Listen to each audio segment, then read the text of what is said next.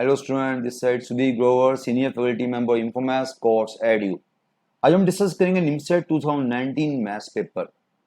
ये पेपर ऐसा अज्यूम किया जाता है कि पेपर टफ था। क्यों कहा जाता है टफ था? बिकॉज इसमें कुछ क्वेश्चन आईआईटी मेंस के थे, कुछ क्वेश्चन आईआईटी एडवांस के थे। मैं ये नहीं कहूंगा पेपर टफ था, मैं कहूंगा कि सरप्राइज पेपर था।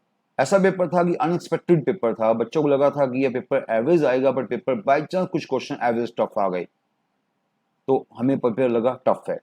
पर अगर इस पेपर को दोबारा से देखोगे तो आपको लगेगा पेपर एवरेज था। 15 to 20 क्वेश्चन ऐसे थे जो कोई भी बच्चा कर सकता था। एवरेज, सिंपल एवरेज क्वेश्चन थे। अबाउट 15 क्वेश्चन ऐसे थे जो एवरेज टफ थे, और 10 to 15 क्वेश्चन थे जो टफेस्ट भी थे। और 10 to 15 क्वेश्चन आप लीव कर सकते थे, बट 30 to 35% पेपर आप कर सकते थे। पेपर अभी मैं आपको टिप्स दूंगा, उस टिप्स के बाद आप देखना आपको लगेगा पेपर इतना टफ नहीं था। और टिप्स को प्लीज कहीं पर नोट करते रहना, बिकॉज इस ईयर भी आपको ऐसे क्वेश्चन आ सकते हैं।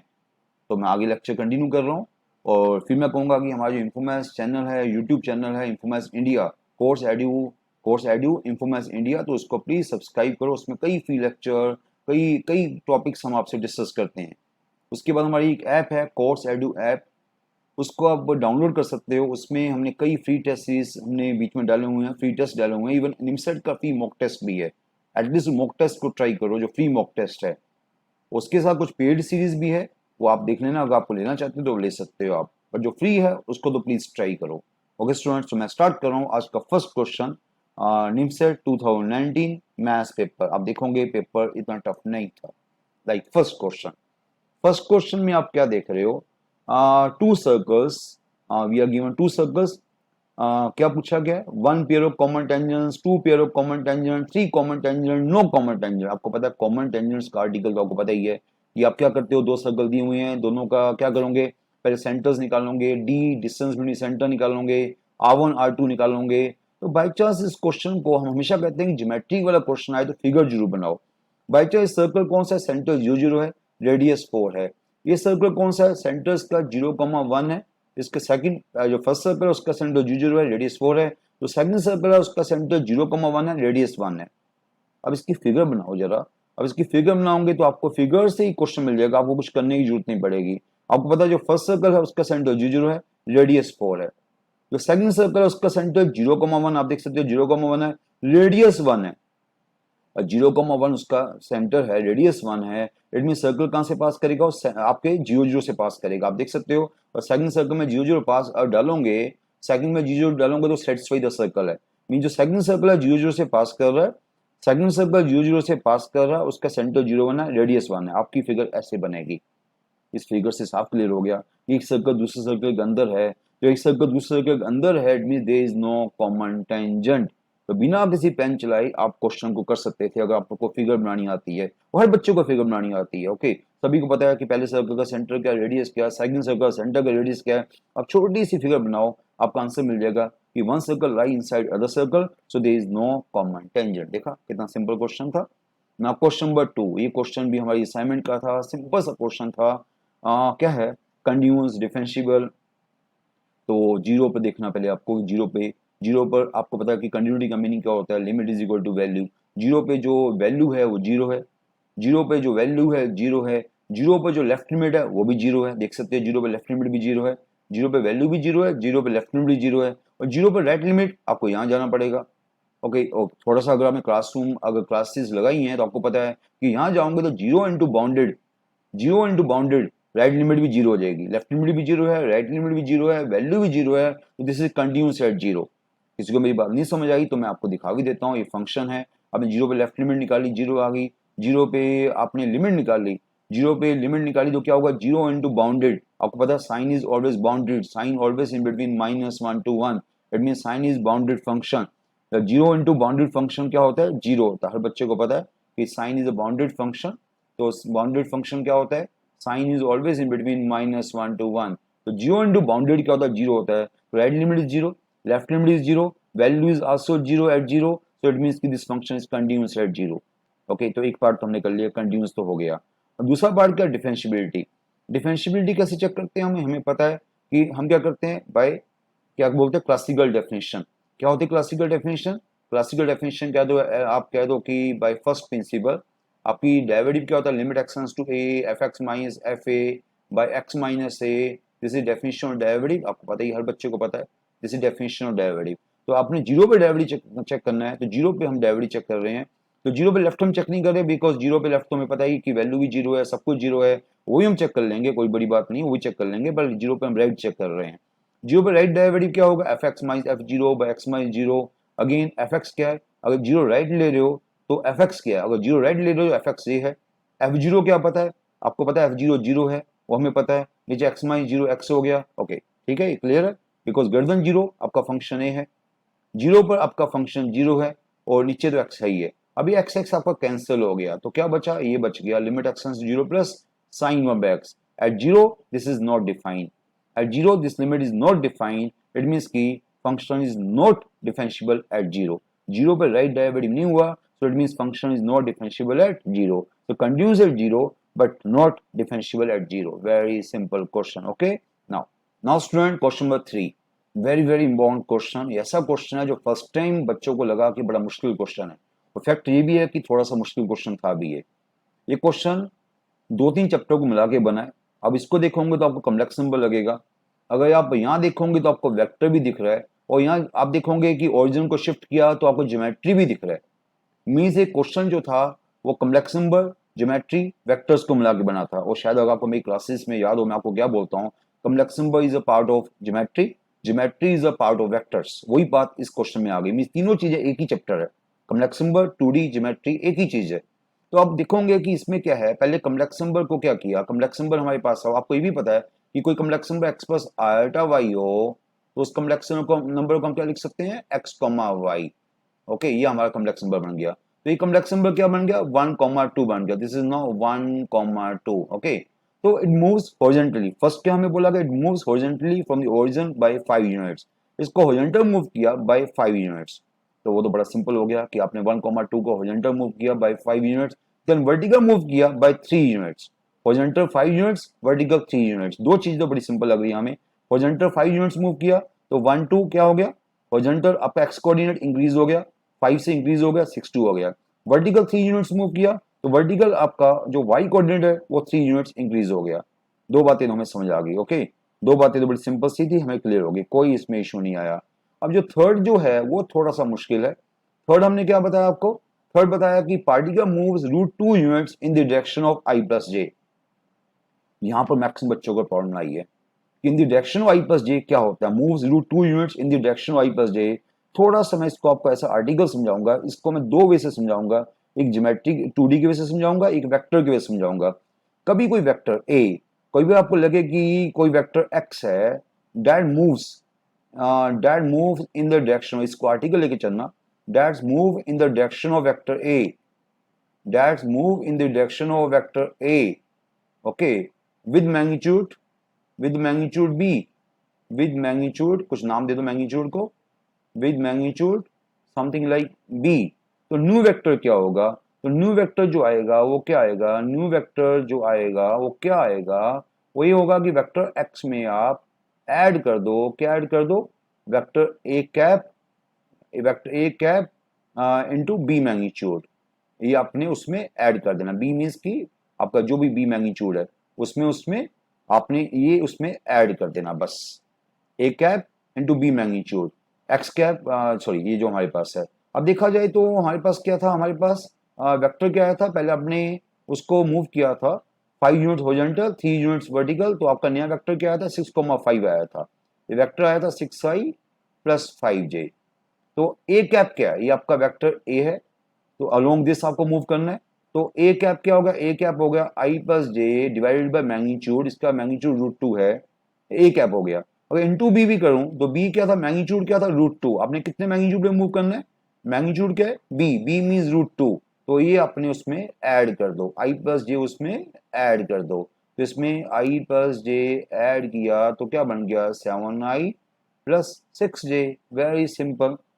इस आर्टिकल को समझ के चलना कि वेक्टर एक्स को मूव किया in the direction of vector A with magnitude B, तो उस केस में क्या करते हैं, उसको आपने वेक्टर एक्स में क्या ऐड करना है, vector A cap into magnitude of B, बस इतनी सी बात माइंड में रखो। तो नया वेक्टर क्या आ गया 7i प्लस 6j हो गया, देखो न्यू वेक्टर आ गया 7i प्लस 6j।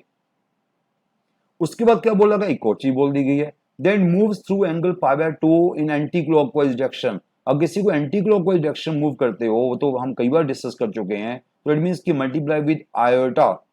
किसी को एंटी क्लॉकवाइज मूव करना है, it means anti clockwise through angle 90 move करना है, इट मींस कि आयोटा से मल्टीप्लाई करो। बिकॉज आयोटा क्या होता है, आयोटा होता है सी जो π/2, इतने से उसको क्या कर दो, मल्टीप्लाई कर दो। वही हमने किया, इसको आयोटा से हमने उसको 90 डिग्री एंटी क्लॉकवाइज मूव किया, हमने उस वेक्टर को 90 डिग्री एंटी क्लॉकवाइज मूव किया, मींस कि उसको आयोटा से मल्टीप्लाई कर दिया। तो नया क्या आ गया, ये नया वेक्टर आ गया -6 + 7 आयोटा। नया कॉम्प्लेक्स नंबर कह दो, वेक्टर कह दो, मैं बता चुका हूँ। इसको आप कॉम्प्लेक्स नंबर भी कह सकते हो, इसको आप पॉइंट भी कह सकते हो, इसको आप वेक्टर भी कह सकते हो, -6i + 7j। तो डिपेंड्स अपॉन की चॉइसेस में क्या लिखा जा रहा है। अब आपका फाइनल आंसर आ गया -6i + 5j, जो मैं देख रहा हूँ कॉम्प्लेक्स नंबर के भी लिखा जा रहा है, तो आपका आंसर डी चॉइस आ गया। तो वेरी सिंपल क्वेश्चन, बट ये क्वेश्चन काफी टफ माना गया है। एक और वे भी मैंने किया था, बट वो वे मुझे थोड़ा सा मुश्किल लगा, वो ज्योमेट्री का वे था, वो थोड़ा सा आपको भी मुश्किल लगेगा बाय डिस्टेंस फार्मूला, तो मैं उस वे से मैं रिकमेंड नहीं करता, बट वो हमने एक बार किया था। और जो मैंने अभी वे कराया वो बड़ा इजी वे था। ओके, उसको प्लीज नोट कर लेना, काफी अच्छा वे आपको मैंने कराया अभी। ओके, नाउ नेक्स्ट क्या कर रहे हैं हम, फोर्थ क्वेश्चन। ये क्वेश्चन भी हमारी टेस्ट सीरीज में था, काफी इम्पोर्टेंट क्वेश्चन है हमारी टेस्ट सीरीज में। हमने इस क्वेश्चन को रखा हुआ था, जो हमारी लक्ष्य टेस्ट सीरीज है उसमें क्वेश्चन रखा हुआ पहले। तो हमें क्या चाहिए, हमें डेल मींस एरिया गिवन है, डेल मींस एरिया, देन हमें tan ऑफ ए चाहिए, tan ऑफ ए। चलो स्टार्ट करते हैं इस क्वेश्चन को। तो हमें डेल मींस ये हमें पता है, तो डेल इसको हमने ओपन किया bye x² - y² formula. Okay, इसको खोल दिया हमने, आपको दिख रहा है, ये बड़ा इजी है, कोई भी खोल सकता है। a + c क्या होता है, a + c आपको पता है कि a + b + c 2s होता है। ये छोटी छोटी बातें आपको पता है, और रिवीजन में से पेपर डिस्कस कर रहे हो तो मैं छोटी छोटी बातें यूं करूंगा कि आपको आती होंगी। तो ये हमें 2s - c, इसको 2s सॉरी, ये a + c चाहिए हमें, और a + c चाहिए तो 2s - b। Okay, 2s - b तो 2s - 2b हो गया। सिमिलरली a + b क्या हो गया, a + b हो गया 2s - c, तो 2s - c - c 2s - 2c हो गया। ओके, तो ये थोड़ी सी बात आपको पता ही है, 4 टाइम्स दिस हमारे पास आ गया। हमने ऐसा एरिया को ऐसा लिख लिया, हमें गिवन एरिया था उसको ऐसा लिख लिया। ओके, तो ये हमारे पास बन गया, छोटा सा वे बन गया, S - B into S - C by area is equal to 1/4। इसके बाद मुझे बताओ ये क्या है, this is the formula of, क्या बताओ, this is the formula of tan a/2। ये tan a/2 का फार्मूला जो हम क्लासेस में आपको रेडीमेड देते हैं, ये tan a/2 का फार्मूला हो गया। बस यही छोटी सी बात थी, tan a/2 आ गया। tan a/2 क्या आ गया, 1/4 आ गया। और क्वेश्चन क्या पूछा गया आपसे, tan a पूछा गया है।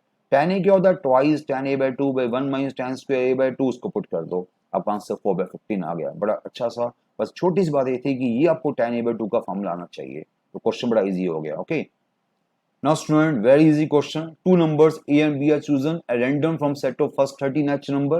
Probability that a² - b² divisible by 3. ऐसे क्वेश्चन आपने पहले भी देखे होंगे, 2018 में आ चुका है, 2017 में भी इसी टाइप का क्वेश्चन आ चुका है। एनआईटी का एक बड़ा फिक्स पैटर्न है, ये पैटर्न बड़ा यूजफुल पैटर्न है। कभी a³ + b³ आ जाता है, कभी कुछ भी ऐसा आता है डिविजिबल बाय सम नंबर, तो बड़ा यूजफुल और सिंपल पैटर्न है। तो लास्ट ईयर जो 2018 का पेपर देखोगे वहां पर भी ऐसा क्वेश्चन मैंने डिस्कस किया, वो भी आप देख सकते हो। तो क्या है, this number divisible by 3, but A B क्या है, A B are natural numbers from 1 to 30। A B are natural numbers क्या है, 1 to 30। चलो, तो मुझे बताओ कि पहले हमें क्या चाहिए, a² - b² को ऐसा लिखा, हमें करना दिस डिविजिबल बाय 3 करना, डिविजिबल बाय 3। तो नंबर्स क्या, ए और बी कैसे होंगे, पहले आप चेक करोगे ए और बी कैसे होंगे। तो ए और बी जो है वो नेचुरल नंबर है 1 to 30, तो 1 to 30 नेचुरल नंबर कैसे होंगे, आइदर 3 के मल्टीपल होंगे, और gives remainder 1 when divided by 3, और gives remainder 2 when divided by 3। जब भी नंबर 3 से डिवाइड करते हो कैसे होते हैं, ऐसे नंबर होते हैं ना, 3 quotient plus remainder, 3 quotient plus remainder. Remainder क्या होता है, 0। रिमाइंडर क्या होता है आपका, रिमाइंडर होता है 0 1 2 3, 0 1 2 सॉरी, 0 1 2। तो रिमाइंडर क्या होता है, 0 1 2। तो आइदर रिमाइंडर 0 ऐसे नंबर होंगे, रिमाइंडर 1 ऐसे नंबर होंगे, रिमाइंडर 2 ऐसे नंबर होंगे, डिवाइडेड बाय 3। ओके, तो ये नंबर हो गए ए ओ बी, ऐसे नंबर आपने ए ओ बी लेने हैं। अब आपको पता लग गया कि ए ओ बी क्या आने वाले हैं, और थोड़ा गेस करो कि भाई कैसे करें हम, कि दिस नंबर क्या होना चाहिए, डिविजिबल बाय क्या होना चाहिए, 3। दिस नंबर डिविजिबल बाय हमें क्या करना है, 3 करना है। हमें क्या करना है, a² - b² डिविजिबल बाय 3 करना है। तो देखते हैं जरा, ये नंबर डिविजिबल बाय 3 करना है, तो मुझे बताओ, अपना सोचो कि कैसे नंबर होंगे। अगर ए ओ बी दोनों हम इन्हीं में से ले लें, फर्स्ट में से ले लें, ए और बी दोनों हम इसमें से ले लें तो ये भी मल्टीपल, सारी नंबर क्या मल्टीपल ऑफ 3 है, मल्टीपल ऑफ 3 में से मल्टीपल ऑफ 3 माइनस करोगे तो डेफिनेटली मल्टीपल ऑफ 3 आएगा। तो उस केस में जो दोनों नंबर यहां से लिए तो यहां पुट करोगे तो डेफिनेटली जो नंबर बनेगा वो मल्टीपल ऑफ 3 बनेगा, डिविजिबल बाय 3 बनेगा, multiple of 3 means divisible by 3 बनेगा। सिमिलरली दो नंबर को यहां से लूं मैं, लाइक 1 4 1 4 लिया, 4 माइनस 1 3 हो गया, ठीक है ना, 4 minus 1 3 means number divisible by 3 हो गया। 7 माइनस 4 28 माइनस 28 माइनस 4 28 माइनस 7, जब भी दो नंबर यहां से लोगे वो यहां पुट करोगे तो जो नंबर आएगा मल्टीपल ऑफ 3 आएगा, it mean this number divisible by 3 आ गया।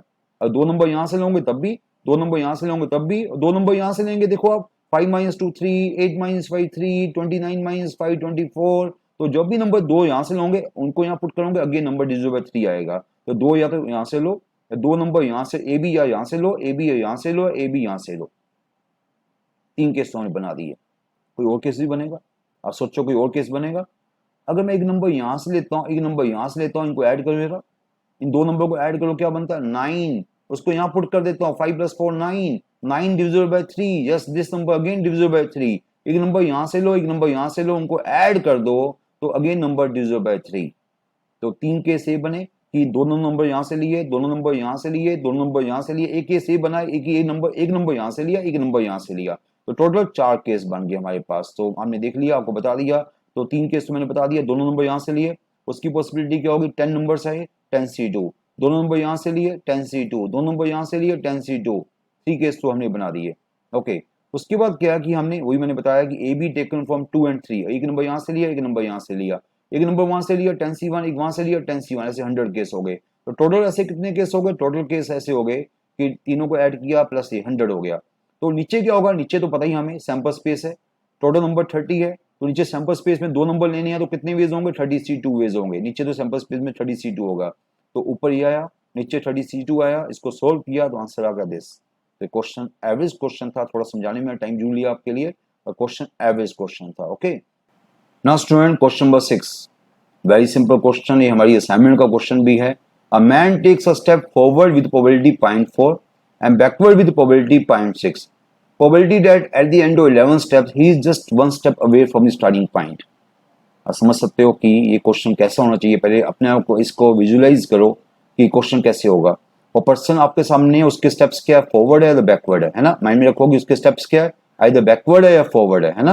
तो कैसे होगा one step away from the starting point, अब कोई पर्सन यहाँ खड़ा हुआ है, उसको one step away from the starting point करना आपने, या तो वन स्टेप फॉरवर्ड होगा या वन स्टेप बैकवर्ड होगा, तभी one step away from starting point होगा। मींस की वन स्टेप या तो फॉरवर्ड होगा या वन स्टेप बैकवर्ड होगा। ओके, या तो मींस की वो 6 स्टेप फॉरवर्ड लेगा और 5 स्टेप बैकवर्ड लेगा, तो वन स्टेप फॉरवर्ड हो गया, वो वन स्टेप क्या होगा फॉरवर्ड हो गया।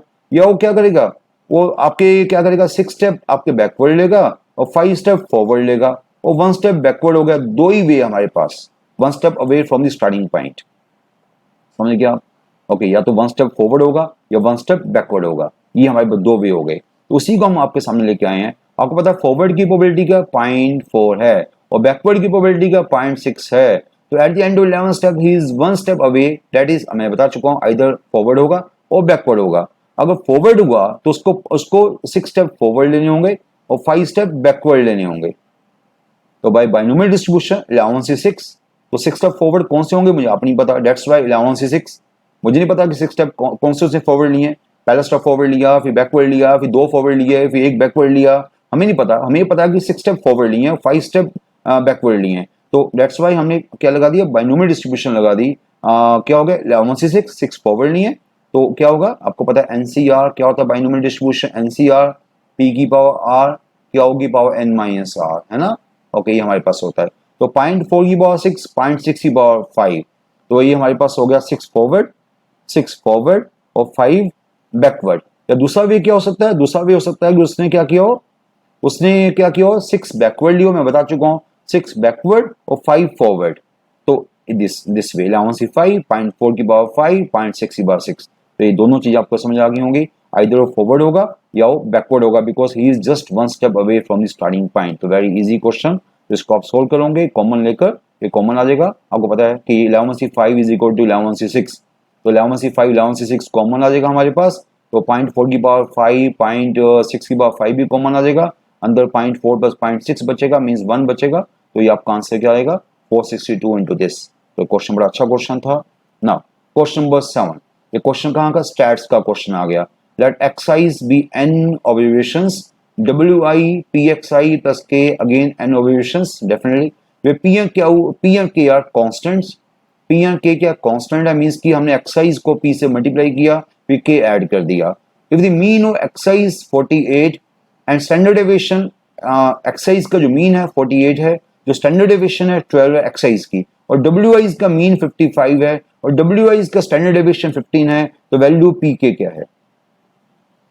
मुझे तो क्वेश्चन देख के याद आ गया कि जब आपको हम स्टैट्स कराते हैं तो क्या बोलते हैं कि अगर मीन को, अगर किसी वैल्यूज को किसी एक्सरसाइज को p से मल्टीप्लाई करूंगा तो मीन भी p से मल्टीप्लाई होगा, उसमें k ऐड करूंगा तो मीन भी k ऐड होगा, ठीक है ना। हम लोग क्या बोलते हैं कि वो that's dependent on, mean is dependent on scale and origin, that dependent on scale and origin. Scale means scale का क्या मीनिंग होता है, मल्टीप्लाई डिवाइड। ओरिजिन का मतलब क्या होता है, एडिशन सब्ट्रैक्शन।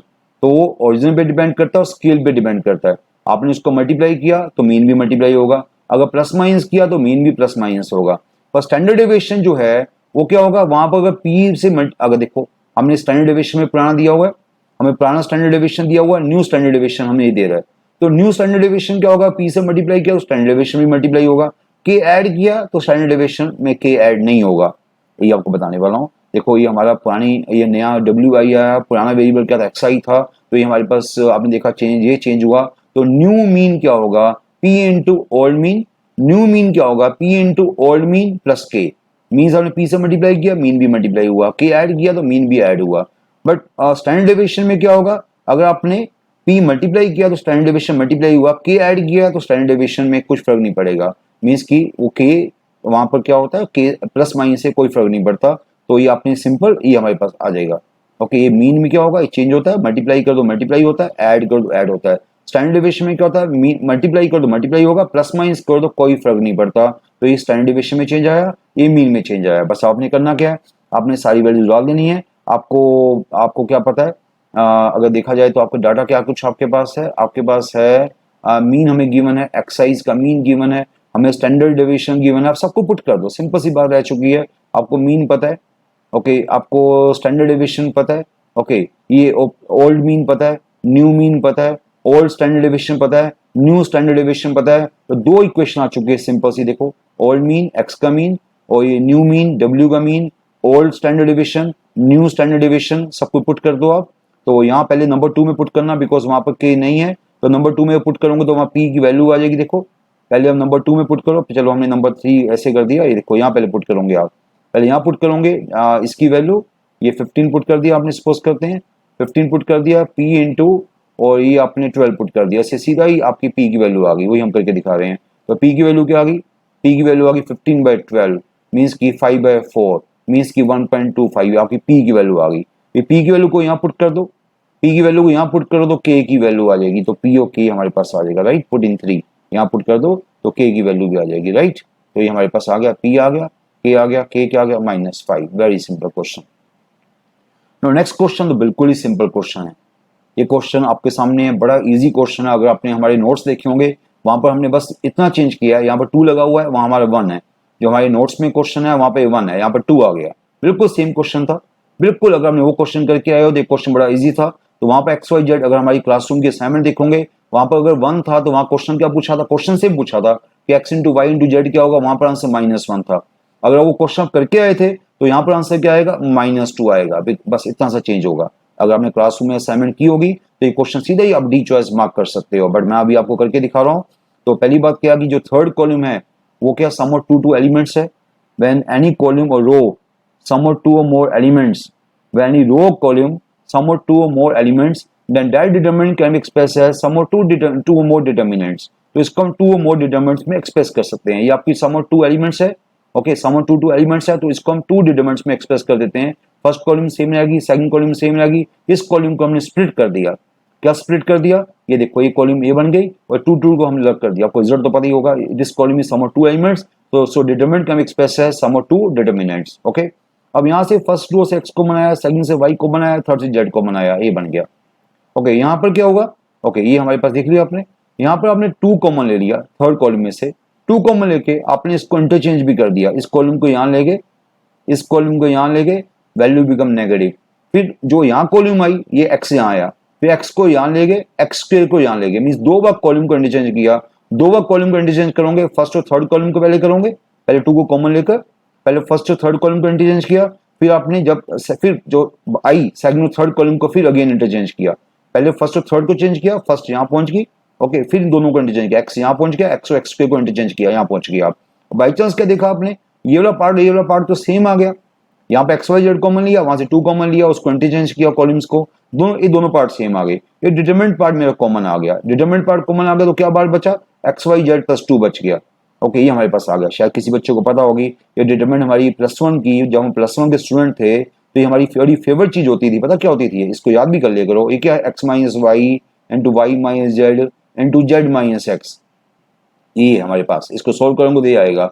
उसी का बोला एक्स वाई जेड क्या डिस्टिंक्ट है, उसने बोला एक्स वाई जेड डिस्टिंक्ट है तो डेफिनेटली ये जीरो नहीं होगा, एक्स वाई जेड डिफरेंट है तो ये पार्ट तो जीरो नहीं होगा, तो बट आपका प्रोडक्ट जो है जीरो है, it mean this thing is zero, आपका प्रोडक्ट जीरो है, ये जीरो तो हो नहीं सकता because they are distinct, X Y Z distinct है, this can not zero, so this zero means X Y Z क्या आ गया, -2 आ गया, वेरी सिंपल, ओके। तो क्वेश्चन सिंपल हो गया ये भी।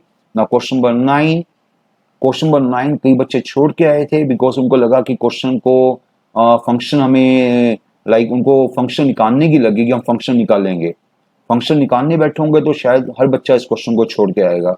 मैं कई बार क्लासेस में बोलता हूँ कि ऐसे क्वेश्चन चॉइसेस से क्या करो, स्पेशली अगर कोई चॉइस नॉन नहीं है तो ज्यादा अच्छी बात है, या कोई चॉइस नॉन नहीं है तो चॉइसेस को पिक करो, चॉइसेस में साफ हिंट मिल रहा है कि यहाँ पर 4 है, यहाँ पर 4 है तो यहाँ पर 8 है, यहाँ 8 है तो यहाँ 4 है, 4 है तो 8 है, तो हमें साफ दिख रहा है कि F4 मांग रहा है, देखो F4 मांग रहा है, तो अगर आप देखोगे तो अगर मैं पहली चॉइस को लेके चलूँ, जस्ट मैं लेके चलता हूँ, पहली चॉइस में फंक्शन क्या होना चाहिए, अगर आप 4 डालती हो तो फर्स्ट चॉइस में फंक्शन पता क्या होना चाहिए, आपको भी दिख रहा क्या होना चाहिए, e2x -1 बाय 2ex होना चाहिए, है ना, ये फर्स्ट चॉइस होनी चाहिए। सेकंड चॉइस क्या होनी चाहिए आपकी, 5e2x -1 बाय 2ex होनी चाहिए। आप x को 4 डालोगे तो ये चीज बनेगी, देखो x को 4 डालेंगे ना तो ये बनेगा। तो ऐसी चॉइसेस बड़ी साफ दिख रही हैं कि चॉइसेस को आप ट्राई कर सकते हो, आप अपनी जो आपको 3 चीजें गिवन है, ये इसको पुट करके देख सकते हो इन्हीं चॉइसेस में जो मैं ले रहा हूँ x के वे से, यहाँ पर आप इसको पुट करके देख सकते हो कि कौन सी चॉइस ठीक हो रही है। हमें पहले f0 को 2 करना है, f0 यहाँ पे x को 0 डाला और x को 0 डाला तो आप क्या देख रहे हो, ये आप ही 0 हो गया, x को 0 डाला तो 1 - 1 0 हो गया, तो फर्स्ट चॉइस तो नेवर, फर्स्ट चॉइस तो आंसर आपका फेल हो गया। यहाँ पे x को 0 डाला, यहाँ पर देखो ये आप x को 0 डाल रहे हो, यहाँ पे x को 0 डाला तो e की पावर 0 1 हो गया, 5 - 1 ऊपर 4 हो गया, x को 0 डाल रहा हूं मैं, नीचे x को 0 डाला, नीचे 2 हो गया, तो 4/2 2 हो गया, यस ये 2 आ गया, बिल्कुल ठीक है। अब सेकंड चॉइस थोड़ी सी ठीक हो रही है, सेकंड चॉइस का एक पार्ट तो ठीक हो गया। अब इसका डेरिवेटिव भी निकाल के देख लो, इसका डेरिवेटिव निकालोगे उसमें 0 डाल दो, डेरिवेटिव निकालना बड़ा ईजी है, हर बच्चा इसका डेरिवेटिव निकाल, आपको मैं करके दिखाता हूँ। यहाँ देखो किया हम लोगों ने, देखो इधर ये आपने पहले देखो ये फंक्शन ले लिया, सेकंड चॉइस फंक्शन ले लिया, वहां 0 डाला 2 आ गया, तो इसका डेरिवेटिव निकाला, इसका डेरिवेटिव क्या, देखो फंक्शन को पहले सेट कर लिया, सिंपल से सेट कर लिया, इसको पता ही है, सिंपल सेट कर लिया, इसका डेरिवेटिव क्या आ गया 5/2 ex और प्लस 1/2 e पावर -x, यहाँ पर 0 डाला ये आ गया, यहाँ 0 डाला 3 आ गया, और बाई चांस मेरे ख्याल से वो भी 3 था हमारा, है ना, तो 2 पार्ट्स हमारे मैच हो गए, 2 पार्ट्स मैच हो गए। अब अगर आपको लगता है कि फिर भी थर्ड पार्ट चेक करना है तो उसका डबल डेरिवेटिव निकालो, माइंड में निकालो, इसका अगला डेरिवेटिव निकालना बड़ा इजी है, अगर कोई करना चाहे तो निकाल सकता है। ये हमने इसका फर्स्ट डेरिवेटिव निकाला होगा ना, इसका सेकंड डेरिवेटिव निकालोगे तो डेफिनेटली आपको पता कि ex का पहले देखो, आप करके देख लो, आप सेकंड डेरिवेटिव करोगे तो फंक्शन वापस डेफिनेटली आएगा, बिकॉज ये प्लस का पहले माइनस हुआ था, पहले सॉरी माइनस का प्लस हुआ था और प्लस का फिर माइनस हो जाएगा, तो आपको दिख रहा है कि वापिस आपका एफएक्स आ गया, डबल डेरिवेटिव भी वापिस आ गया, इट मींस कि डेफिनेटली आंसर क्या होगा, बी चॉइस हो गया। तो बड़ा सिंपल सा क्वेश्चन होगा, डबल डेरिवेटिव भी वापिस आ गया, तो आपका आंसर क्या होगा, बी चॉइस। तो ये क्वेश्चन बड़ा सिंपल था, चॉइसेस से करना था। तो कई बच्चे कहते हैं क्वेश्चन मुश्किल था, बताओ कहां पर मुश्किल था। ये क्वेश्चन भी हम क्लासेस में ऐसे क्वेश्चन बड़े कहते हैं बच्चों को कि इतने बड़े बड़े क्वेश्चन जब आ जाएं तो इतना बड़ा क्वेश्चन देख कर डरते कभी नहीं है। यहाँ में हिंट क्या सबसे बड़ा, यहाँ सबसे बड़ा हिंट है क्वेश्चन एन वाला है। जब क्वेश्चन एन वाला होता है तो हम कई बार बच्चों को बोलते हैं एन को अज्यूम कर लो, एन को कुछ अज्यूम कर लो तो उससे क्वेश्चन इजी हो जाएगा। तो उसने बोला कि लाइक दिस इज एपी, ये क्या जीपी है, ये आपके एचपी है, वे ए बी आर पॉजिटिव, तो इक्वेशन हैज रूट्स। देखो कितना मुश्किल क्वेश्चन लग रहा है, और सच में बताऊं, अगर मैं करने बैठ गया इसको सब्जेक्टिव वे से तो कम से कम 10 मिनट का 5 से 10 मिनट तो मिनिमम लूंगा इसको करने में। और ऑब्जेक्टिव वे से क्या होगा, लेट एन को अज्यूम करेंगे 1, एन को 1 अज्यूम करेंगे तो क्या हो जाएगा क्वेश्चन, ए कॉमा एन को 1 डालो, यहाँ पर एन को 1 डालो तो कहां तक जाओगे आप यहाँ पे एन को 1 डालो तो अप टू A1 जाओगे, अप टू A1 मींस की क्वेश्चन होगा A comma A1 comma B AP। Similarly N को 1 यहाँ डालोगे, आपको पता है यहाँ पर nth टर्म में एन को 1 डालते हैं, एन को 1 डाला तो ये B1 आएगा, तो ए कॉमा B1 कॉमा B इन GP। सिमिलरली यहाँ एन को 1 डाला तो ए कॉमा C1 कॉमा B इन HP, एन को 1 ले लिया तो आपका ये आ गया AP GP HP आ गया। इसके आगे भी बड़ा स्मार्ट वर्क करना है, यहाँ बच्चे बड़ा टाइम वेस्ट करते हैं, AP का फॉर्मूला लगाएंगे, GP का लगाएंगे, HP का लगाएंगे, पर मैंने बड़ा स्मार्ट वर्क किया आपके लिए। आपको याद होगा जब मैं क्लास में कराता हूँ अगर AP है तो बीच का नंबर क्या होता है, अर्थमेटिक मीन, ये अगर GP है तो बीच का नंबर क्या, ज्योमेट्रिक मीन, और HP है तो बीच का नंबर क्या, हार्मोनिक मीन। ये अर्थमेटिक मीन हो गया, A1 क्या होगा, अर्थमेटिक मीन हो गया, B1 ज्योमेट्रिक मीन हो गया, C1 आपका हार्मोनिक मीन हो गया, है ना। इसके बाद आपको पता है कि arithmetic mean, geometric mean, harmonic mean में रिलेशन क्या होता है कि G square is equal to AH, G square is equal to AH means B1 square is equal to A1 into C1, G square is equal to AH, हर बच्चे को पता है कि G square equal to AH, तो बीच का square, this is the geometric mean का square, arithmetic mean into harmonic mean, ये आपके पास एक रिलेशनशिप आ गया A1 B1 C1 का। अब जो क्वाड्रेटिक बनाई गई है वो A1 B1 C1 पे ही बनाई गई है, जिसके रूट्स आपसे पूछे जा रहे हैं। देखो एन को 1 लोगे, एन को 1 लोगे तो क्वाड्रेटिक क्या होगी, A1 x square B1x minus B1x plus C1, तो उसके रूट्स पूछे जा रहे हैं। देखो कितनी अच्छी बात है, रूट्स कैसे पूछे जा रहे हैं, रियल, अनइक्वल, इमेजिनरी, हर बच्चे को पता है जब रूट्स रियल इमेजिनरी पूछे जाते हैं तो आपको डी निकालना पड़ता है। एन को 1 डाला, क्वाड्रेटिक ये बन गई, इस क्वाड्रेटिक का डी निकाला, डी ये आ गया, बी स्क्वायर माइनस 4AC, हर बच्चे को पता है डिस्क्रिमिनेंट आ गया। आपको क्या पता है कि B1 स्क्वायर क्या है, A1 into C1, B1 square को A1 इंटू C1 डाल दिया। देखो कितना अच्छा क्वेश्चन था, तो आपने क्या किया, आपने B1 स्क्वायर को A1 इंटू C1 डाल दिया, फ्रॉम दिस यहां से हमें यहां डाल दिया, तो क्या रह गया हमारे पास -3A1C1, बट ए बी क्या है आपको बताया गया कि सुनो कितनी छोटी छोटी बातें हैं, अगर इतनी मिस कर दोगे तो कंसेप्ट हट जाएगा। अब ए बी क्या पॉजिटिव बताए गए हैं, जब दो नंबर पॉजिटिव है, जब दो नंबर पॉजिटिव है तो उनके बीच का number arithmetic mean, harmonic mean, geometric mean भी पॉजिटिव होगा। व्हेन ए बी पॉजिटिव तो उनका arithmetic mean, geometric mean, harmonic mean भी पॉजिटिव होगा, इट मीन A1 भी पॉजिटिव होगा, C1 भी पॉजिटिव होगा। देखो ये सारी बातें एकदम नहीं समझ आती, इसमें कई ट्रिक्स मैंने लगाए हैं। पहला ट्रिक तो ये लगा कि हमने एन को 1 लिया, दूसरा ट्रिक ये लगा कि हमने इसको arithmetic mean, geometric mean, harmonic mean मान लिया, तीसरा ट्रिक ये लगा कि आपको जी स्क्वायर को एच पता होना चाहिए, वो लगाया। उसके बाद तो पता ही है डिस्क्रिमिनेंट तो हर बच्चे को पता है कि डिस्क्रिमिनेंट निकाल लो। उसके बाद बच्चा यहाँ पहुंच जाएगा, फिर फंस जाएगा कि A1 C1 का मैग्नीट्यूड, इसका साइन क्या है। आपको पता है A1 C1 जो अर्थमेटिक मीन और हार्मोनिक मीन है दो पॉजिटिव के बीच में, बिकॉज हमें गिवन है AOB पॉजिटिव, आप देख सकते हो पीछे में गिवन है AOB पॉजिटिव है, और AOB पॉजिटिव है इसका मतलब कि उनका arithmetic mean, geometric mean, harmonic mean भी पॉजिटिव है, तो A1 C1 अगर पॉजिटिव आ गए तो इट मींस कि दिस इज नॉट नेगेटिव, तो श्योरली डी नेगेटिव आ गया। डी नेगेटिव मींस की roots are imaginary, so roots are imaginary, so आपके रूट्स क्या आ गए, इमेजिनरी आ गए। ओके, क्या आंसर होगा फिर आपका, आंसर सी चॉइस आ गया, चेक कर सकते हो आंसर सी चॉइस, बड़ा अच्छा क्वेश्चन था। क्वेश्चन नंबर 11, क्वेश्चन नंबर 11 क्या लोगरिथमिक का क्वेश्चन है, जितना लोगरिथमिक और इनइक्वालिटी का क्वेश्चन है, बड़ी सिंपल क्वेश्चन है, पर बच्चे लोग से डर जाते हैं तो लोग को छोड़ के आ जाते हैं, बड़ा सिंपल क्वेश्चन है, वही क्वेश्चन है जो आपको स्कूल टाइम पर भी सिखाया गया होगा। तो पहले तो हमने इसका ऐसा लिखा log 1/3, ये क्या हो गया, log 1/3 को हमें देखो छोटा सा रिजल्ट मैं यूज कर रहा हूँ जो आपको पता नहीं आता कि नहीं आता, ये रिजल्ट हमारा एक मेन रिजल्ट है जिसको बार बार यूज करूंगा मैं। log b की पावर n, a की पावर m क्या होता है MON, ऐसे m/n log b/r, base b a, okay this is, ये रिजल्ट है। यहाँ पर जब 1/3 था, 1/3 को अगर मैं लिखूंगा तो 1/3 को क्या लिखूंगा, 3 की पावर -1 लिखूंगा, तो आगे क्या आएगा, आगे बता चुका हूं m/n आ जाएगा, या m क्या है 1, 1/-1, 1/3 की पावर -1, ये -1 आगे आ जाएगा माइनस, तो ये log 3 आपको पता है नीचे b, बेस b रहेगा, बेस क्या रहेगा 3 हो जाएगा। तो ये क्वेश्चन अदरवाइज बच्चा यहाँ से यहाँ पहुंचते पहुंचते 2-3 स्टेप वेस्ट कर देता है, पहले लिखेगा log a by log b, फिर इसको सेट करेगा, तो मैंने वो नहीं किया, मैं सीधे आपको रिजल्ट से करवा दिया कि पावर ये आगे उतरेगी, पावर ये आगे उतर जाएगी, m/n हो जाएगा, ये पावर क्या 1 है आगे आ गई, ये पावर क्या -1 आगे आ गई, 1/-1 हो गया, और log 3 डैट बन गया। और सिमिलरली यहाँ पर भी देखो ये क्या है √3 है, √3 का मीनिंग क्या होता है 3 की पावर हाफ, और 7 का मीनिंग क्या होता है पावर 1 इंटू आगे क्या उतर गया, आगे उतर गया 1/1/2 आगे उतर गया, ये आपकी पावर m होगी, ये आपकी पावर m होगी, ये पावर आपकी n होगी, आगे m/n आ गया, और आगे इंटू हाफ पहली था, इनटू हाफ पहले आगे था, तो हाफ इनटू हाफ क्या हो गया, आपस में कट गए, ये दोनों आपस में कट गए, हाफ है नीचे हाफ है, आपस में कट गए, दैट्स वाई आप देख लो आगे 1 रह गया, और बेस देख लो 3 बन गया, 7 हो गया।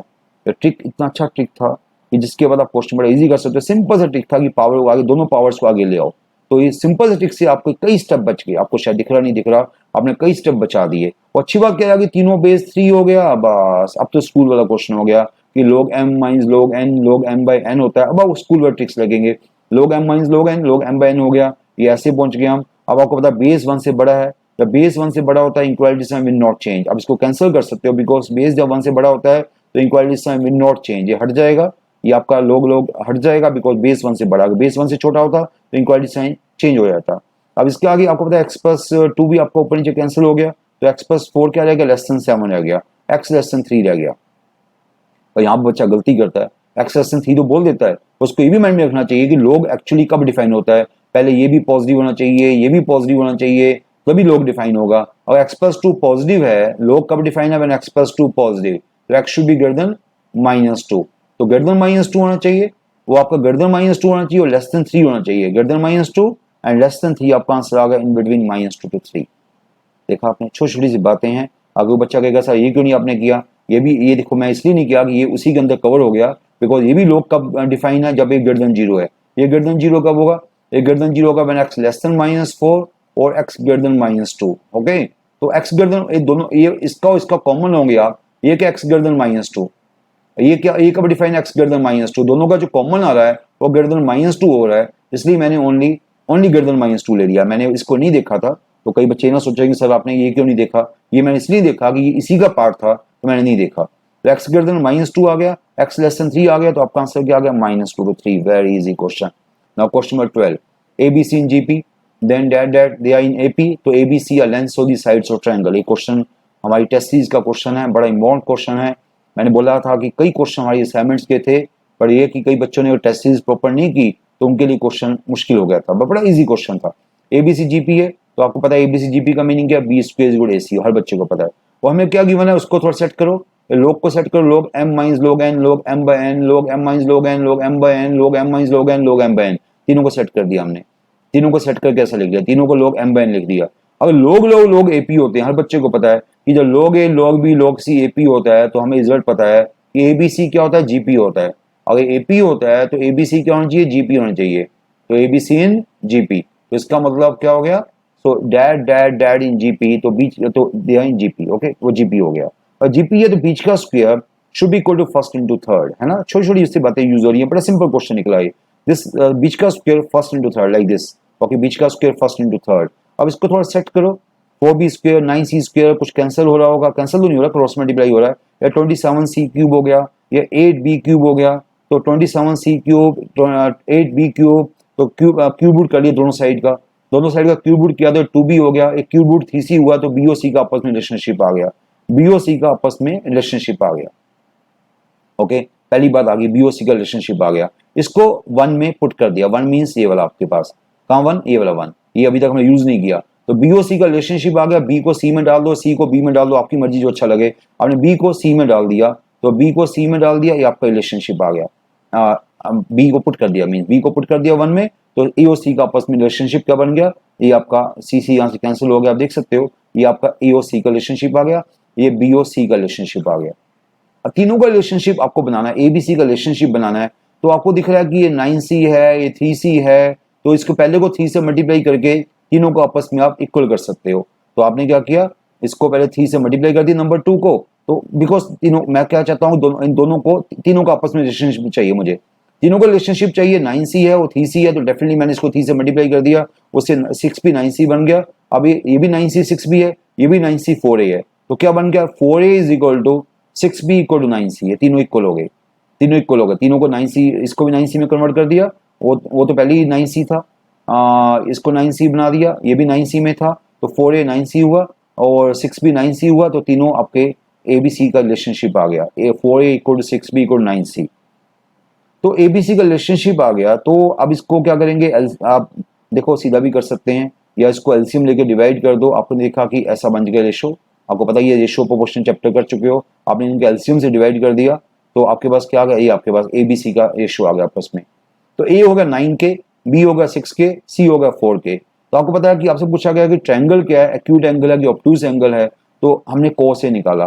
कॉस ए का फॉर्मूला आपको पता है, 20 के ऊपर सी स्क्वायर माइनस ए स्क्वायर ट्वाइस बी सी, सबको पुट कर दिया। और आप देख रहे हो कि ये 36K square plus 16K square, ये आपका नेगेटिव आ गया, न्यूमरेटर आपका नेगेटिव आ गया। नेगेटिव मीन्स की आपका के स्क्वायर तो कट जाएगा, के स्क्वायर की टेंशन लो, के स्क्वायर आपका ऊपर नीचे कट जाएगा, आपका कॉस नेगेटिव आ गया। जब कॉस नेगेटिव आता है ट्रायंगल में, ट्रायंगल में जब कॉस नेगेटिव आता है तो एंगल क्या होता है, आपका एंगल सेकंड क्वाड्रेंट में होता है, मींस मोर देन 90 होता है।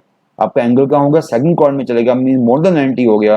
इट मींस ट्रायंगल क्या होगा, एक एंगल अगर मोर देन 90 हो जाए तो ट्रायंगल क्या होता है, ऑब्टूज एंगल ट्रायंगल। तो आपका आंसर आ गया ऑब्टूज एंगल ट्रायंगल। देखा, इजी क्वेश्चन हो गया, बट इजी था, बट वो जस्ट बच्चों वाली कैलकुलेशन थी, एबीसी का रिलेशनशिप निकालना था आपने, बिल्कुल बच्चों वाली कैलकुलेशन थी। एबीसी का रिलेशनशिप निकालो, उसको इस फॉर्मूले में डाल दो। आपको लग रहा होगा मैं लंबा किया, और लंबा इसलिए लग रहा है कि मैं एक स्टेप करके दिखा रहा हूँ, अदरवाइज अपने आप करूंगा बड़ी फास्ट स्पीड में होगा। ये क्वेश्चन तो पहले भी एनआईटी में आ चुका हुआ है, बड़े पुराना क्वेश्चन है, मैथ्स का, बड़ी सिंपल क्वेश्चन है। 3 नंबर्स हमें गिवन है, तो वो कह रहा है फर्स्ट 3 टर्म्स तो जीपी हमें है, तो फोर्थ टर्म क्या, जिस बच्चे ने कभी क्लासरूम में क्वेश्चन किया हुआ है उसको तो इसका आंसर भी याद होगा, -13.5, उसको इसका आंसर याद है -13.5। और जिस बच्चे को नहीं किया उसको मुझे एक बार करवाना पड़ेगा, दे इन जीपी। जीपी मीन बीच का स्क्वायर फर्स्ट इंटू थर्ड, हर बच्चे को पता है। तो ये क्या बन गया, ऐसे बन गया 4 कॉमन, x+1 का स्क्वायर, 3x कॉमन, x+1, तो आपका क्या रह गया, इसको आप x+1 को कैंसिल कर दो, तो x की वैल्यू रहेगी -4। x की वैल्यू क्या आ गई, -4 आ गई, वेरी सिंपल। तो x की वैल्यू -4 आ गई, तो आपको फर्स्ट 3 टर्म्स पता है, x को -4 डाल दो तो -4 फर्स्ट टर्म होगी, सेकंड टर्म क्या होगी, -4 डाल दिया -6 होगी, थर्ड टर्म -4 डाल दिया -9 होगी। आपसे पूछा गया कि आपसे फोर्थ टर्म मांगी गई है, ये जीपी आ चुकी है, जीपी की 3 टर्म्स आ चुकी हैं, तो आपसे फोर्थ टर्म मांग रहा है। आपको पता है जीपी का कॉमन रेशियो क्या आ चुका हुआ, डैड बाय डैड, डैड बाय डैड, तो कॉमन रेशियो आ चुका हुआ -6/-4, तो कॉमन रेशियो क्या आ गया, 3/2 आ गया, ये आपका कॉमन रेशियो आ चुका हुआ है। आपसे नेक्स्ट टर्म मांगी गई है, तो नेक्स्ट टर्म क्या होती है, प्रीवियस टर्म इनटू आर। तो नेक्स्ट टर्म क्या होती है, प्रीवियस टर्म इनटू आर, तो -9 को 3/2 से मल्टीप्लाई कर दो, -9 को 3/2 से मल्टीप्लाई किया, नेक्स्ट टर्म आ गई, तो नेक्स्ट टर्म क्या आ गई, -27/2। -27/2 को क्या लिखोगे, -13.5, तो आपके पास आ गई -13.5। तो बड़ा सिंपल क्वेश्चन निकला। ये क्वेश्चन हम पहले भी कर चुके हैं, सेम क्वेश्चन था हमारी असाइनमेंट में भी है, वो आप पहले भी इस क्वेश्चन को पुराने पेपर्स में कर चुके हो। अगेन 14 क्वेश्चन भी आप देखोगे, सेम ट्रेंड चल रहा है। ये ऐसे क्वेश्चन बायनोमियल थ्योरम का क्वेश्चन है, ऐसे क्वेश्चन सेम एनआईटी में आ चुके हैं, ये भी हमारी असाइनमेंट का क्वेश्चन है। आपको याद होगा, काफी इंपॉर्टेंट टाइप है, सिंपल टाइप है। आपको इवन चाहिए, आपको इवन कोएफिशिएंट चाहिए, A2, A4, A6 वगैरह वगैरह वगैरह, आपको इवन कोएफिशिएंट चाहिए। अगर थोड़ा सा हमें क्लासरूम का लेक्चर याद हो तो मैं क्या बोलता हूँ, अगर इवन चाहिए या ओड चाहिए, कई बार इवन मांगेगा, कई बार आपसे ओड मांगेगा। इवन मांग रहा है तो मैं क्या बोलता हूँ, पहले x को 1 डाल दो, फिर x को -1 डाल दो, फिर दोनों को ऐड कर दो। अगर इवन चाहिए तो दोनों को ऐड कर दो, बस वही हम कर रहे हैं। ये आपके पास एक्सपेंशन है, ये एक्सपेंशन दी हुई है, पहले x को 1 डालो, फिर x को -1 डालो, देन दोनों को ऐड कर दो, सिंपल सी बात है। x को 1 डाला तो क्या बन गया, ये आपका 0, ये आपका 0 बन जाएगा। चलो कोई इकट्ठी कर लिया हमने ऐड भी इकट्ठी कर दिया, बिकॉज क्वेश्चन सिंपल है, इकट्ठी कर दिया। x को 1 डाला, ये आपका ये बन गया, ओके। x को -1 डाला, ये बन गया, आप लेफ्ट साइड ये बन गई, x को 1 डाला, x को -1 डाला, और राइट साइड क्या बनी, x को 1 डाला, x को 1 डाला, ये बन गया, x को -1 डाला, ये बन गया, आपकी लेफ्ट साइड ये बन गई, राइट साइड सॉरी, ये राइट साइड बन गई और लेफ्ट साइड बन गई। ये आपका 0 हो गया, ये आपका 2 की पावर 6 हो गया, देखो 0 हो गया, ये 2 की पावर 6 हो गया, और ये आपका देखो जब दोनों को ऐड किया तो ऑड कोएफिशिएंट्स कैंसिल हो गए, ऑड कोएफिशिएंट कैंसिल हो गए, इवन कोएफिशिएंट बचेंगे। तो राइट साइड क्या बचेगी, राइट साइड बचेगी twice of the even coefficients including 1। आपकी फर्स्ट टर्म 1 है, आपकी ये फर्स्ट टर्म 1 है, तो 2 twice of 1 plus A2 plus A4, आपके ऑड कोएफिशिएंट कैंसिल हो जाएंगे। आप देख रहे हो, आपका इवन कैंसिल हो जाएगा, A3 कैंसिल हो जाएगा, A5 कैंसिल हो जाएगा, तो twice of the even coefficients बचेंगे इंक्लूडिंग फर्स्ट टर्म 1। और लेफ्ट साइड क्या बची, 0 प्लस 2 की पावर 6, ये आपकी लेफ्ट साइड ये बची। बस आपको पता लग गया आपका टारगेट क्या है, आपका टारगेट ये है कि आपको A2 प्लस A4 प्लस ये चाहिए, ये आपका टारगेट है। तो पहले 2 को नीचे उतार दो, 2 की पावर 6 बाय 2, 2 की पावर 6 बाय 2, 2 की पावर 5 हो जाएगा। ओके, 2 की पावर 6 बाय 2, 2 की पावर 5 हो गया, मीन्स की 32 हो गया। क्या हो गया, 32 हो गया। अब 1 को वहां जाके माइनस कर दो, 31 हो गया। तो आपका आंसर, ये आपका क्वेश्चन है, ये आपका क्वेश्चन है, तो ये क्या रह गया, ये आपका आंसर रह गया 31 रह गया। वेरी सिंपल, देख रहे हो आप। तो एक बड़ा सिंपल सा ट्रेंड था। तो कौन कहता है कि 2020 का पेपर टफ आया था। आप देख लो कुछ क्वेश्चन ऐसे थे जो पुराने क्वेश्चन थे, ये देखो कितना इजी क्वेश्चन आया।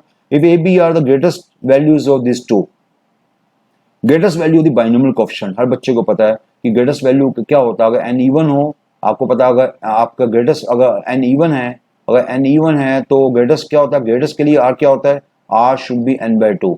ओके, अगर ग्रेटेस्ट अगर n इवन है, n ओड है, अगर n ओड है तो ग्रेटेस्ट कोएफिशिएंट क्या होता है, अगर n ओड है तो ग्रेटेस्ट कोएफिशिएंट 2 माने जाते हैं। तो कौन से माने जाते हैं, r क्या होगा, r आइदर n-1/2 और r इज n+1/2, ये आपको पता होगा।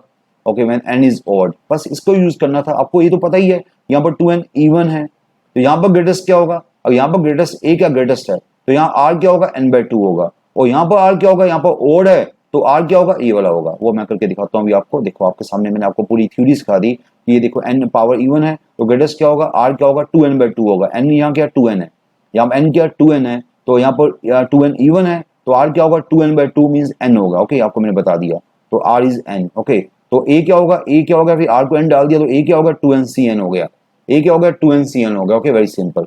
सिमिलरली अब आगे चले, हम आगे चलें तो अगर यहाँ पावर ओड है, अगर पावर यहाँ पर सॉरी ऊपर ओड है तो r क्या होगा, n-1/2 होगा या n+1/2 होगा, वो आपकी मर्जी है, आपकी मर्जी, n-1/2 n+1/2 या n क्या है, ये n है, ये ऊपर जो होता है n होता है। फिर मैं बता रहा हूँ, मैं पीछे थ्योरी आपको बता चुका हूँ, n मीन्स मैं जो n बार बार बोल रहा हूँ वो ये वाला n होता है, n ओड तो n-1/2, यहाँ पे n क्या होगा, 2n-1 हो गया, 2n-1 तो ये r ही हो गया। तो b की वैल्यू क्या होगी, इसका मतलब b की वैल्यू होगी 2n-1 c r, r क्या होगा इस पर, या वो एक ही बात है, ये लिखो या ये लिखो, मैंने कहा ना दोनों में से आपकी मर्जी, दिस और दिस आपकी विश, तो दोनों एक ही, आंसर सेम ही आएगा, ये लिखो या वो लिखो आंसर सेम ही आएगा। तो r को आप ये ले सकते हो या r को ये ले सकते हो, यहाँ पर तो b आ जाएगा। तो b की वैल्यू क्या होगी, 2n-1 c r ये या r ये, आपकी मर्जी, दोनों सेम ही है। ये b आ गया, वो a आ गया। आपसे चॉइसेस में क्या पूछा गया, a और b का रिलेशनशिप पूछा गया है, तो डेफिनेटली ए को ओपन कर दो, बिकॉज ए बड़ा दिख रहा है मुझे बी से, तो ए को ओपन कर दो। मैं ए को ओपन कर, या देखो आपकी विश जैसी मर्जी करो, हमने हाँ ए को ही ओपन किया। देखो ए को ओपन किया तो क्या हो गया, factorial 2n bye factorial n, उसको बी में, ए बी है मेरा, ए मेरा बी है, तो ट्राई करो इस दोनों में रिलेशनशिप निकालने की। तो फैक्टोरियल 2n को क्या लिखा मैंने, 2n इंटू, ये क्या होता है फैक्टोरियल 2n, फैक्टोरियल n, तो फैक्टोरियल 2n को हमने क्या लिखा, 2n into factorial 2n-1, because ये मुझे चाहिए। नीचे फैक्टोरियल n को मैंने एक को खोल दिया, एक को खोल दिया तो n into factorial n-1। By chance आप देख रहे हो n कट गया, ये जो देख रहे हो पार्ट, ये जो पार्ट देख रहे हो ये तो सेम पार्ट है बी वाला, ये तो सेम बी वाला पार्ट है, so a is equal to twice of B. Very simple, देखा कितना सिंपल क्वेश्चन था, कौन कहेगा कि टफ क्वेश्चन था। ओके, सिंपल क्वेश्चन था। 16 क्वेश्चन मेरे ख्याल से जितने मैंने अभी तक क्वेश्चन कराए हैं और उनमें से सबसे इजी क्वेश्चन 16 क्वेश्चन था। ये भी हमारी क्लासरूम का रिजल्ट है, थोड़ा सा देखो, रिजल्ट क्या हर टीचर कराएगा, मैं नहीं क्या, सभी टीचर कराएंगे। U and V are two events then which of the following is true. हर बच्चे को पता है कि जो यू वी आपके इवेंट्स है, when U and V are independent so they complements are also independent. तो यहाँ तो आपको कोई डाउट नहीं है, ये रिजल्ट आपका, when U and V independent so they complements are also independent, ये तो आपको पता ही है। एक और चीज पता है कि आपका पी यू एम्प्टी कब होता है, when you is a empty set. Probability कब एम्प्टी होती है, when you is empty set. You आपका एम्प्टी सेट हो गया तो यू कॉम्प्लीमेंट क्या हो गया, यू कॉम्प्लीमेंट क्या होता है, यू कॉम्प्लीमेंट में यूनिवर्सल में से, universal mean sample space, sample space में से एम्प्टी निकाल दो, वो क्या हो जाएगा, सैंपल स्पेस हो जाएगा। यू अगर आपका एम्प्टी है तो यू कॉम्प्लीमेंट क्या हो जाएगा, पूरा सैंपल स्पेस हो जाएगा। तो दिस इज अगेन ट्रू, तो बी भी ट्रू है, डी भी ट्रू है, तो बी और डी दो आपके आंसर आ गए। ए तो बिल्कुल आपको पता है, जब दो प्रोबेबिलिटी सेम है तो जरूरी नहीं कि यू भी इक्वल हो, तो आपको पता ही है। प्रोबेबिलिटी इवन भी सेम होती है, प्रोबेबिलिटी ऑड भी सेम होती है, पर इवन इक्वल टू ऑड नहीं होता। किसी का इंटरसेक्शन एम्प्टी हो, इसका मतलब यू वी क्या होता है, एक्सक्लूसिव होते हैं, इंडिपेंडेंट नहीं होते, एक्सक्लूसिव होते हैं, इंडिपेंडेंट नहीं। आपको कंफ्यूज कर रहा है, तो आपको पता है ए और सी नहीं हुआ, आपका आंसर बी और डी आ, बी एंड डी आ गया, दो आंसर आ गए B and D. Very simple. Okay, ऐसे क्वेश्चन सिंपल मार्क किया करोगे आप। Now question number 17, question number 17 क्या, man purchases some ticket, he can win a first prize of this और second prize of this with probability that what should be a fair price to pay for the ticket। तो हमें क्या दिया गया, हमें ticket के price given है, हमें टिकट के प्राइस गिवन है, दो टिकट है उनके प्राइस गिवन है, उनकी प्रोबेबिलिटी गिवन है। हमसे पूछा जा रहा है what should be a fair price. इसको पता क्या बोलते हैं, इसको बोलते हैं expected value, expected value problem. ये एक्सपेक्टेड वैल्यू प्रॉब्लम है। एक्सपेक्टेड वैल्यू प्रॉब्लम क्या होती है कि मैं आपके दो वेरिएबल्स है, एक यहाँ तो दो ही वेरिएबल्स है, x1 x2 है, x1 x2 की वैल्यूज है, या एक्सपेक्टेड वैल्यू बता रहा हूँ, x1 x2 इसकी वैल्यूज है और p1 p2 इसकी प्रोबेबिलिटी है। ओके, p1 p2 क्या है, x1 की प्रोबेबिलिटी p1 है, x2 की प्रोबेबिलिटी p2 है। तो एक्सपेक्टेड वैल्यू क्या होगी, एक्सपेक्टेड वैल्यू x, तो एक्सपेक्टेड वैल्यू x क्या होगी, p1 into x1 plus p2 into x2. This is a formula expected value का। तो यहाँ पर हमें क्या दिया, हमें प्राइस दिए हुए हैं, उनकी प्राइस दी हुए हैं, उनकी प्रोबेबिलिटी दी हुई है लाइक दिस। तो हमें एक्सपेक्टेड वैल्यू पूछी है, एक्स की एक्सपेक्टेड वैल्यू क्या होगी, तो फॉर्मूला ही लगा दो, p1 into x1 plus p2 into x2। देख सकते हो आप expected price p1 into x1 plus p2 into x2। देख सकते हो p1 x1 क्या है, तो P1 फर्स्ट की प्रोबेबिलिटी, उसकी प्राइस ये है, सेकंड की प्रोबेबिलिटी, उसका प्राइस ये है। तो आपका आंसर वेरी सिंपल 11 तैयार हो गया। देखा आपने कितना सिंपल क्वेश्चन हुआ। तो ऐसे क्वेश्चन काफी सिंपल काउंट किए जाएंगे। ओके, तो अब आपने काफी क्वेश्चन एक बार देख लिए। इन 17 क्वेश्चन को एक बार पहले आप देखो, एक बार दोबारा से अपना सोल्व करो, तो आपको दिखेगा कि अप टू 17 क्वेश्चन जो मैंने किए हैं उसमें से अबाउट 8 to 10 क्वेश्चन, अगर मेरे से अगर देखोगे तो 8 to 10 क्वेश्चन तो सिंपल क्वेश्चन थे। कुछ क्वेश्चन थे जिसमें मुझे थोड़ा सोचना पड़ गया। मैं नहीं कहूंगा अभी तक कोई ज्यादा टफ क्वेश्चन आया है, ये जो है टाइम का प्रेशर जो होता है हमारे पास उस टाइम पर। और कुछ क्वेश्चन ऐसे थे जो पुराने क्वेश्चन थे। अभी देखा पीछे क्वेश्चन प्रोबेबिलिटी का क्वेश्चन कितना आसान था, और पीछे जो हमारे पास है x 2x + 2 3x + 3 वो क्वेश्चन पुराना क्वेश्चन था।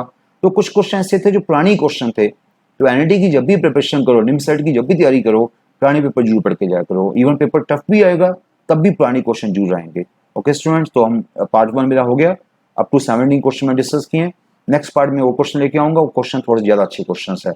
ओके, तो आप कंटिन्यू करना हमारे साथ, जो लेक्चर चल रहे हैं उसको सुनते रहो। फिर मैं कहूंगा यूट्यूब चैनल इन्फॉर्मेशन इंडिया का है उसको सब्सक्राइब करो, जो हमारी ऐप है कोर्स एड्यू उसको भी आप डाउनलोड करो।